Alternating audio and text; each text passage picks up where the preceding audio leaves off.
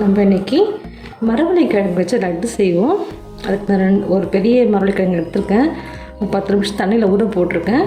அப்போ தான் இந்த தோல் நமக்கு சீவறதுக்கு ஈஸியாக வரும். நம்ம ஊற வச்சிட்டோம்னா சீக்கிரமாக சீவி எடுத்துடலாங்க. இப்படி ஒரு கட் பண்ணிட்டிங்கன்னா உங்களுக்கு எடுக்கும்போது ஈஸியாக வரும். இப்படி நம்ம ஃபுல்லாக எடுத்துடலாம். நம்ம இது ஃபுல்லாக க்ளீன் பண்ணி எடுத்துக்கலாம். இது நல்லா ஃபுல்லாக நமக்கு அப்படியே எடுக்க முடியாது. இந்த மாதிரி நீங்கள் கட்டு நடுவில் போட்டுக்கிங்கன்னா எடுக்கிறதுக்கு இது ஃபுல்லாக அப்படியே வந்துடும்.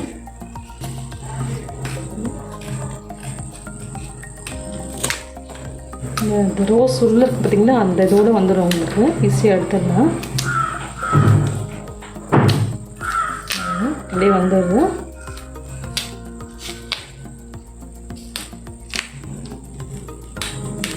இந்த மாதிரி நம்ம எடுத்துட்டோம்.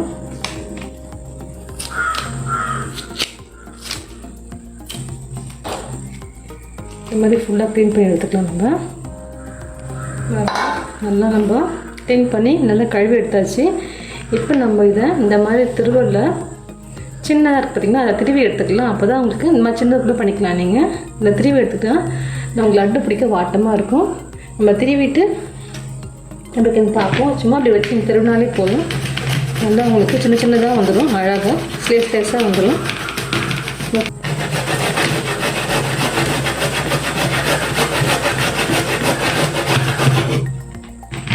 பாருங்கள், இந்த திருவள்ளுவர் திருவிக்கிங்க. அப்போ உங்களுக்கு இந்த மாதிரி அழகாக கிடைக்கும் ஸ்லேஸாக. நம்ம ஃபுல்லாக திருவிட்டு பார்க்கலாம். நம்ம துருவி எடுத்த கிழங்கு இப்படி இருக்குது பாருங்கள். நல்லா நம்ம என்ன பண்ணணும், இது நல்லா புழிஞ்சிருக்கலாம். தண்ணி இருக்கும் கிழங்கு. நம்ம மரவள்ளி கிழங்குல நம்ம திருவினோடனே ஈரப்பசு நிறைய இருக்கும். அதனால் நீங்கள் என்ன பண்ணுங்கள், அதை புழிஞ்சு எடுத்துலாம். நம்ம ஒரு பாத்திரத்தில் வச்சு பாருங்கள், தண்ணி அது ஃபுல்லாக வருது. ஏன்னா அப்படியே வச்சோம்னா நல்லா இருக்காது. நமக்கு தண்ணியை மட்டும் நம்ம எடுத்துருவோம், புழிஞ்சு எடுத்துருவோம்.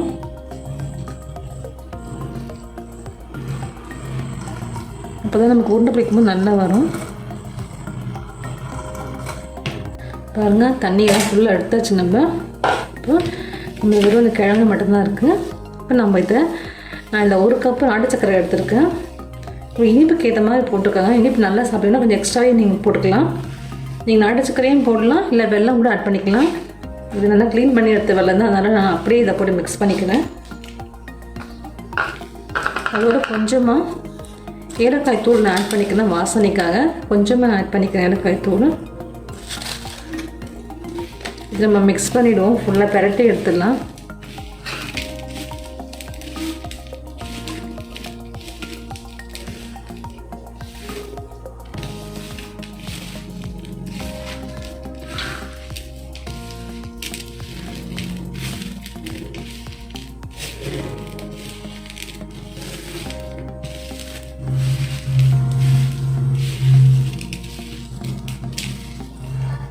பாருங்கள், நம்ம நல்லா வெள்ளத்தில் பரட்டி வச்சாச்சு.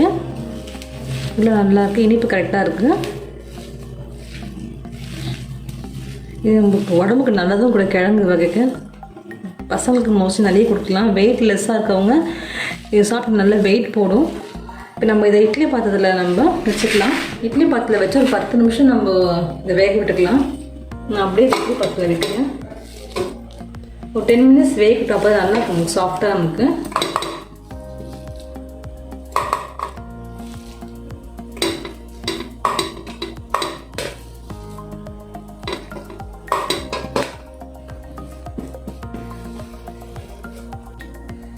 நம்ம மூடி ஒரு 10 நிமிஷம் இது நல்லா வேகட்டும். நமக்கு 10 மினிட்ஸ் கழிச்சு பார்க்கலாம். நம்ம கிழங்கு வந்துடுச்சான்னு பார்க்கலாம். நம்ம கிழங்கு நல்லா வந்துடுச்சு. கொஞ்சம் ஆறட்டும். நம்ம ஆறினதுக்கப்புறம் உருண்டை பிடிச்சிக்கலாம். நம்ம எடுத்து வெளியில் வச்சிடலாம்.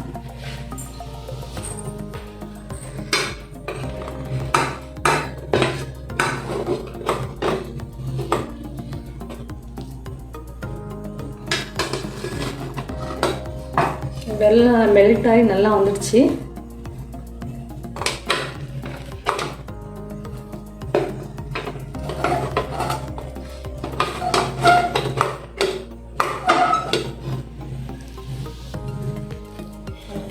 நல்லா ஃபுல்லாக நல்லா வெந்துடுச்சு. உள்ளலாம் நல்லா நம்ம ஆறுனதுக்கப்புறம் உருண்டை பிடிச்சிக்கலாம். நம்ம கிழங்கு நல்லா ஆறட்டும். அதுக்குள்ளே நமக்கு வந்து தேங்காய் லேசாக வறுத்து எடுத்துப்போம். இந்த கலர் மரம் லேசாக வறுத்துக்கலாம் நம்ம தேங்காவை. இது நல்லாயிருக்கும். இது கடையில் உங்களுக்கு அப்படியே வைக்கிறாங்க, ரெசிபி அப்படின்னு வைக்கிறாங்க. நம்ம வீட்லேயும் பண்ணலாம். தேங்காய் பேக் சைடில் அந்த ப்ரௌனை துருவிட்டு ப்ரௌன் கலர் இல்லாமல் ஒயிட் மட்டும் எடுத்து நம்ம வறுத்துக்கலாம். லேசாக வறுத்துட்டோம். அது போதும். நம்ம அதை ஆஃப் பண்ணிவிடுவோம். ஸ்டவ் ஆஃப் பண்ணிவிடுவோம். நம்மளோட கிழங்கு நல்லா ஆறிடுச்சு. நம்ம இப்போ இதில் கொஞ்சமாக நெய் ஆட் பண்ணிப்போம். கொஞ்சம் வாசனைக்கு நல்லாயிருக்கும். நெய் வந்து ஆப்ஷனல் தான். உங்களுக்கு வேணும்னா நீங்கள் சேர்த்துக்க வேண்டாம்.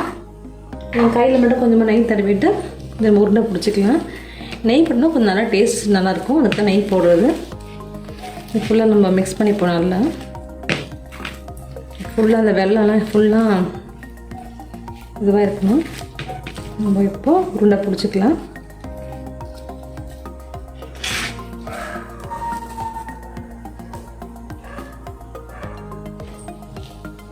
சின்ன சின்ன பால்ஸ் நம்ம பிடிச்சிப்போம்.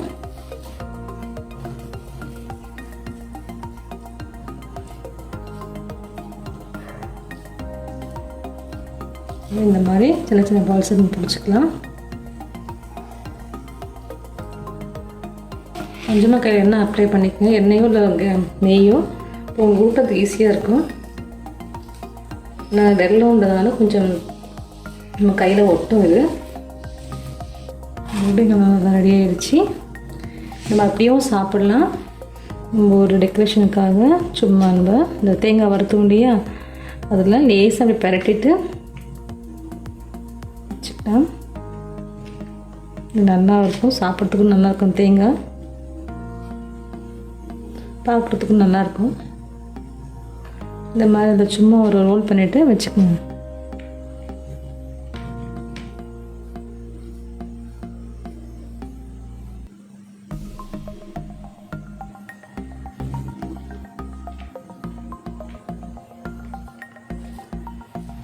இது நல்ல ஹெல்த்தியான ஃபுட்டும் கூட.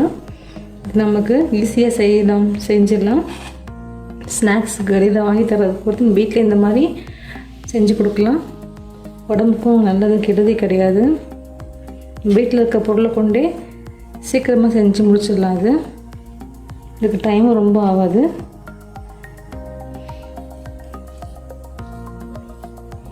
மரவள்ளி கிழங்குன்னு சொல்லுவாங்க, கப்பை கிழங்குன்னு சொல்லுவாங்க.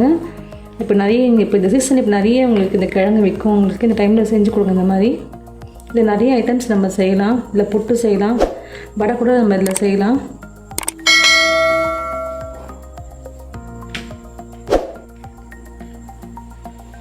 பிள்ளைங்க போயிட்டு வர சாப்பிடுவாங்க. நல்லாயிருக்கும். பாருங்க, நம்மளுடைய லட்டு ரெடி ஆகிடுச்சு. பாருங்கள், நம்மளுடைய லட்டு ரெடி ஆகிடுச்சு. ஈஸியான ரெசிபி தான். நீங்களும் செஞ்சு பாருங்கள். உங்களுக்கு பிடிச்சிருந்தா லைக் பண்ணுங்கள், கமெண்ட் பண்ணுங்கள், நம்ம சேனலுக்கு சப்ஸ்கிரைப் பண்ணுங்கள். தேங்க்யூ.